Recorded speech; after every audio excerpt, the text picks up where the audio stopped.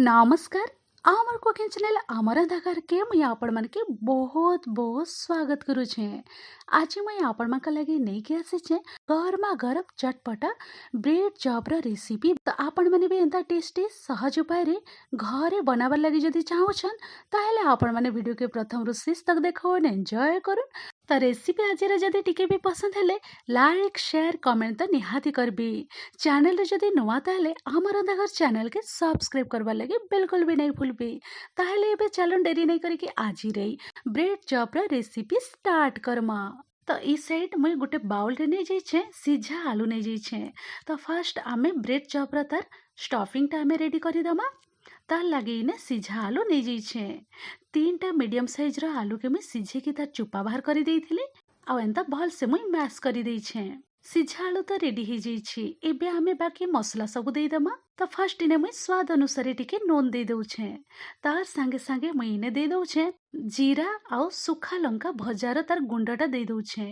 तो आपण माने काना करबे जीरा और सुखा लंका के टिके भाजी देबे आ बाटी के आपण माने इने तार गुंडटा यूज करबी। बहुत ही बढ़िया लगबा खाइबार लगी।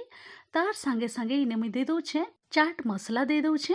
चाट मसला भी आपण माने निहाती भाव रे ऐड करबे बहुत ही चटपटा लगबा। चाट मसला दे सरला परे एबे हमें दे दमा इने कंचा लंका टिके दे दमा कटा प्याज दे दमा। बड़ साइज रो प्याज के मुई तार छोट छोट काटी के दे दउछे। तार संगे संगे धनिया पत्र टिके दे दउछे। जदि आपण माने स्टफिंग के आउ टिके चटपटाल जदि बनाबर के चाहूचन ताहेले आपण माने आमचूर पाउडर टिके दे देबी। बहुत ही बढ़िया टेस्टी लगबा। एबे आमे एतकी जिनिस दे सारला परे आमे भल से मिसई दमा। तो चलो मुई भल से टिके मिसई दे कि नहीं के आसुछे। ब्रेड चॉप लगी तार चटपटा स्टफिंग तो रेडी हो जाइछे। आमे एबे ई बाउल के साइड करी के रखी दमा। तो ई साइड रे मुई आ गोटे बाउल नहीं जाइछे। एबे आमे ब्रेड चॉप लगी तार बैटर टा आमे रेडी करी दमा। बैटर बनाबार लगी इने मुई नहीं जाइछे 3 कप बेसन नहीं जाइछे। आपण माने घरे थिबा केनसी भी गिलास गिना कप आपण माने सेट करी के यूज करी पारबी।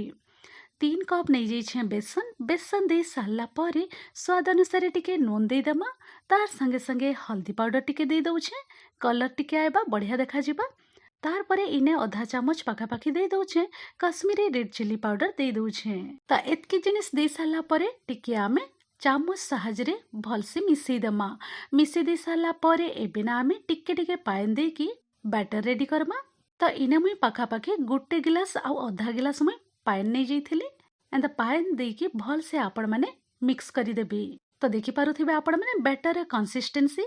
तो एका थरे सबु पानी बिल्कुल भी नहीं देबे टिके टिके पानी देकी आपण माने एंता मिसई देबे। तो पूरा पूरी बैटर रेडी हो जाइछे। एबे मुई इने दे दउछे कटा धनिया पत्र टिके दे दउछे देखबार लगी बहुत ही सुंदर देखा जिबा। कटा धनिया पत्र टिके दे सारला परे एबे मुई दे दउछे इने 2 पिंच पाखापाखी दे दउछे बेकिंग सोडा दे दउछे। खाइबा सोडा टिके दे देबे।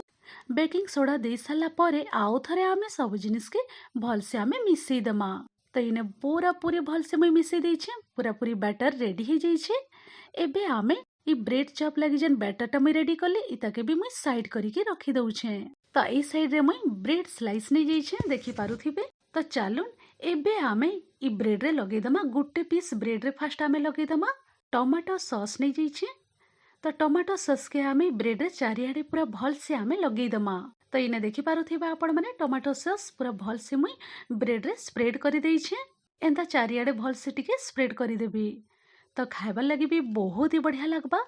टमाटो सॉस लगी सारला परे एबे आमे चटपटा आलू रो स्टफिंग टा आमे दे दमा। तो आपण माने आपणकर मन पसंद हिसाब रे टिके बेसी भी लगे पारबे आलू स्टफिंग। एंता चारियाडे भल से स्प्रेड करी देबे। आलू रो स्टफिंग टा दे सारला परे एबे मुई इने दे दउछे चीज दे दउछे। तार ऊपर टिके एंता चीज मुई दे दउछे। जदि आपण माने पसंद करूछन चाहिबे बेला आपण माने एंता चीज के टिके ग्रेट करी के दे पारबी। बहुत ही बढ़िया लगबा। चीज दे सारला परे ओरेगानो टिके मुई एंता स्प्रिंकल करी दउछे। बहुत ही बढ़िया बासना भी आएबा आ खाइबा लगी भी बढ़िया लगबा। तो एबे मुई आ गुटे ब्रेड स्लाइस नहीं जाइछे आ ई ब्रेड स्लाइस रे लगे दउछे ग्रीन चटनी लगे दउछे। तो इटा नॉर्मल टोमाटो धनिया पत्र रो चटनी से चटनी के मुई इने स्प्रेड करी दउछे चारियाडे। एंड टमाटो धनिया पत्र रो चटनी टिके आपण माने लगे देबे बहुत ही बढ़िया टेस्टी लगबा। तो देखिपारुथिबे चारिआडे मुई भलसे स्प्रेड करी देइछे पूरा पूरी एबे रेडी हो जाइछे। एबे आमे एंता उल्टी की टिके प्रेस करी दमा पूरा पूरी भलसे सेट हो जाइछे। एबे मुई कट करी दउछे। तो आपण माने आपणकर मनपसंद हिसाब रे काटिकी आपण माने ब्रेड चॉप बनै पारबी। स्क्वायर शेप रे भी आपण माने काटी पारबे नहले तो एंता मझिरु भी आपण माने कट लगे पारबे किंतु मुई एंता लंबा लंबा करिकी काटी देइछे देखबा लागि भी बहुत ही सुंदर देखा जाउछे। तो आपण माने भी थरे ई शेप रे ब्रेड चॉप बनैकी एंजॉय करबे देखबे बहुत ही बढ़िया लगबा खाइबार लागि और देखबार लागि भी बहुत सुंदर देखा जिबा। तो इने मुई काटिकी रेडी करी देइछे तो बहुत ही सुंदर देखा जाउछे देखि पारुथिबे। तो 3 पीस ब्रेड चॉप रेडी हो जिबा। तो चालू नेबे आमे जिमा गैस सेट की। तो एबे आमे ब्रेड चॉप छानबार प्रोसेस के आरंभ करमा। तो मुई इने गैस सेट के पले आसी छे तेल कढ़े गरम हेबार लगी रखी देइथिली। तेल कढ़े भी हल्का रे गरम हो जाइछे आपण माने फ्लेम के रखी देबे मीडियम फ्लेम रे और हाई फ्लेम रे बिल्कुल भी गरम नहीं करबे। हाई फ्लेम रे जदी गरम करबे ताहले आपण माने ब्रेड चॉप जेन ड्रॉप करबे तेल रे सांगे सांग कलर चेंज हो जिबा। तो एबे आमे काना करमा फास्ट आमे बैटर के आउ थरे भल करी मिसई दमा। मिसई दे साला परे ब्रेड आमे जेन आलू लगे की रखी थिलु सेट करी की बस से पीसेस सबू ब्रेड पीसेस सबू आमे बैटर रे डीप करी की केयरफुली आमे तेल रे ड्रॉप करी दमा। तो गुटे ब्रेड चॉप मुई एंता केयरफुली ड्रॉप करी देइछे आ गुटे ब्रेड चॉप भी मुई एंता ड्रॉप करी दउछे आ 2 पीस मुई फर्स्ट फ्राई करी दउछे। कढ़े रे जितकी धरबा से हिसाब रे आपण माने ड्रॉप करबे तेल रे। फर्स्ट तो आपण माने 3 रु 4 मिनट पाखा पाखी मीडियम फ्लेम रे एंता फ्राई हेबार लगी छाड़ी देबी। तार परे उल्टा पुल्टा करिकी गोल्डन ब्राउन हेबार तक आपण माने फ्राई करी देबी। तो देखि पारुथिबे कलर भी बहुत ही बढ़िया आसी छे और देखबार लगी भी सुंदर देखा जाउछि। तो दुई साइड बहुत ही भल से फ्राई हेकी रेडी हो जाइछि। तो आउ टिके मैं उल्टा पुल्टा करी देइथिली आ बहुत भल से कलर भी चेंज हो जाइछि आ पूरा पूरी रेडी हो जाइछि। तो एबे आमे ई तेल रु ब्रेड चॉप सबू बाहर करी दमा। तो एबे मुई तेल रु बाहर करिकी ब्रेड चॉप के आपण माने को पाखरु मुई देखै दउछे देखि पारुथिबे आ बहुत ही सुंदर देखा जाउछे आ खाइबार लागि भी ना बहुत ही चटपटा। आपण माने एता चटपटा आलू स्टफिंग भी रेडी करिकी थरे आपण माने ई प्रोसेस रे ब्रेड चॉप बनेकी एंजॉय करून् घरे अति सहज उपाय रे। तो गुटे बैच रेडी हो जाइछे आमे सेम प्रोसेस रे सबू ब्रेड चॉप सबू एंता तेल रे फ्राई करिके आमे रेडी करिके साइड करिके रखी दमा।